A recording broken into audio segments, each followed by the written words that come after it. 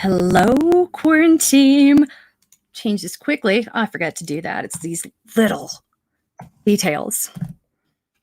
My day's been full of them. Today is the day of all the tiny little details that have to be done. The I's have to be dotted and the T's have to be crossed. Just so. And you don't have a pencil, or at least I haven't. So I'm hiding here from the heat in the other room. My nest this time of day, it's real hard to get in my nest and be comfortable because the late afternoon sun makes it like, whoosh, it's like right on my nest. So my nest is too hot to be in. But my husband has a break in between his meetings. So I thought I can just sit right here. What I want to talk about at this point is the feeling of overwhelm that kind of comes, and we're 3 weeks, in some cases more, further into this. So the talk is shifting in the media about this being the new normal, as though some have adjusted to the new normal, which I disagree with. I don't think 3 weeks is enough to find a rhythm or a pattern because things are changing and shifting so much all the time. So I also feel I have a lot to say about hustle culture, the pressure to be productive. I'm going to learn a language and start baking and all kinds of, and if you've done that, awesome, like no shade to you. But if you have not, or you're just in a place like I'm just trying to get through the day, much less carpe the diem, cool. I'm here for that too. I feel you're by no means behind. None whatsoever. But when these types of thoughts, the reason they matter and the reason they add up so quickly, the idea of being behind, is that we're already dealing with more than we've ever needed to do before in one little space, with heightened anxiety and a heightened sense of responsibility, where every action could potentially, in your mind, carry more weight than it normally would warrant. So even little decisions can feel overwhelming.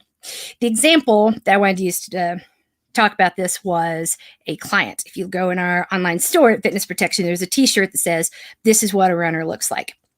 And that shirt was made in a moment of real abject horror that I was having, watching how one of my runners had been treated, how a bystander had responded to this runner's body. And I thought, gosh, just what else could this person possibly be doing? Put it on a t-shirt. This is what a runner looks like. And it's such a stupid response on my part. Part of that is a t-shirt is not going to change the way this person is perceived, because that is bigger. And it made me feel in a moment like I've done something, but this thing I've done won't effectively change anything. And that it is easy for something big or small, for something really loaded and weighted and heavy, like the example I just alluded to, versus that moment where you're like, it's yet another small thing in a long list of small things that I'm unable to do. The overwhelm can be crushing. No matter what I do, I'm failing. No matter what I do, I'm not moving the needle. None of my efforts matter. And that is not just anxiety inducing after trying to do the right thing, to do the correct thing, to care for the people around you as well as yourself. That's when all of a sudden it's easy to slide, if you're not careful, into depression. The two can be linked, where nothing matters, nothing makes a difference. Why even bother? Last week I spoke a bit about the one thing I feel I need to accomplish each day is make my bed. If I've made my bed, I like, that is a thing. I am proud of it. That is self-care. That's going to keep me from getting back in the bed. It's a signal that I'm out of the bed with things to do. Psychologically, it carries more weight than it's worth. I recommend you find something like that makes you, that you are able to assign more weight than it might necessarily be worth, and really be proud of it. I flossed. Who does that? That was extra. I drank water. a whole glass of it. I took the time to go stand in my kitchen, pour it, and drink the whole thing. I cleaned the bathroom. And not because it was disgusting, just because I felt like it. And I stood in there for a moment.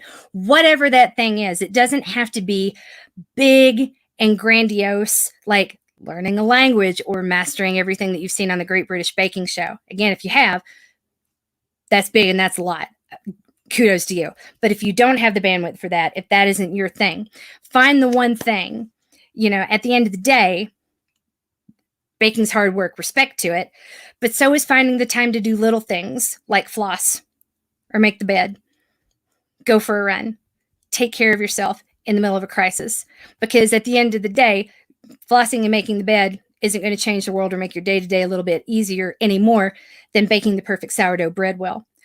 But if you can assign that inordinately large bit of importance to that thing that you're doing and say, this matters, therefore I matter, then that could be the difference between getting through the day and getting so overwhelmed that you don't know how you're going to face another one. So I don't know if that resonates at all or if that's been helpful. I get random and I say random, they're lovely and I always appreciate them. The things that I say, if they resonate on any level, please do tell me, let me know. That can inform the direction that I tend to go in. The comments that I've been getting have all been very, very kind, thoughtful, and offline. But if I don't hesitate to make requests, don't hesitate to ask specific questions here or to mk@fitnessprotection.com. I just go with what I see in the threads and that's where I get my inspirations for these. And it felt like we're getting close to a period where the overwhelm or the apathy may start kicking in. Everything we've done, has it made a difference? Where is the end? Where is this going?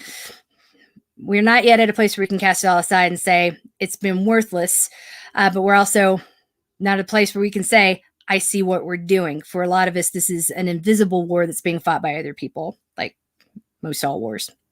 So if you're on the front lines fighting, we thank you. We appreciate you. Let's know how we can best support you too. The rest of us, the hardest thing a person can do, I've said this a lot to my runners, is wait for a rebuilding year to begin. I say this to people in Runner Interrupted all the time. The hardest thing a runner can do is wait for that rebuilding period to begin. And that's where we are right now. The rebuild will start later. We just don't know when. This might be some of the hardest thing we ever endure or ever have to live through together. I'm not going to fill you with toxic positivity and promise you that everything can and will be okay. But I will end on this note. Toxic positivity is used to shut conversations down. It's conflated with gratitude. It's why I get so angry when people talk about their gratitude practice, because it's having a bad moment, being overwhelmed is not the same as being ungrateful. And clinging to the things that you're grateful for, it can get you through a bad moment, but it's not like a fraction that can offset all the things that you're scared of or that are impacting you or overwhelming you right now. That's toxic positivity, says that we don't think about the negative, we only focus on the positive. That is the opposite of dealing. That's not what dealing looks like. It's making promises like we're all going to be okay. No, we're not. But dwelling on that thought isn't going to help you get through the moment. So it's finding the balance, finding the moments of happiness, being a honey badger about it wherever you can, hanging on and creating those moments of pleasure. For me, it's I ran and I put on a shirt. It's a pretty shirt. Yay. It's a really nice shirt. I got dressed. I'm about to put my pajamas back on, but I got dressed. I put on earrings. I can't dry my hair because my hair dryer is shut. I'm bitter about that. But I pulled myself together to have to film 2 live streams back to back so I can go down and be with my kids.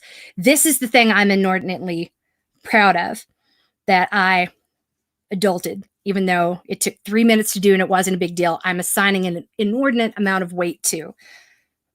I got dressed. Winning! Did it change the world? Nope. Did it have an impact? Nope. but it had an impact on me and my mental state. And that's what matters. Find the thing that matters to you and your mental state, and don't try to weigh it against the situation or the world. Don't allow it to be overwhelmed by what's out there. Don't try to avoid it or fill that space with toxic positivity.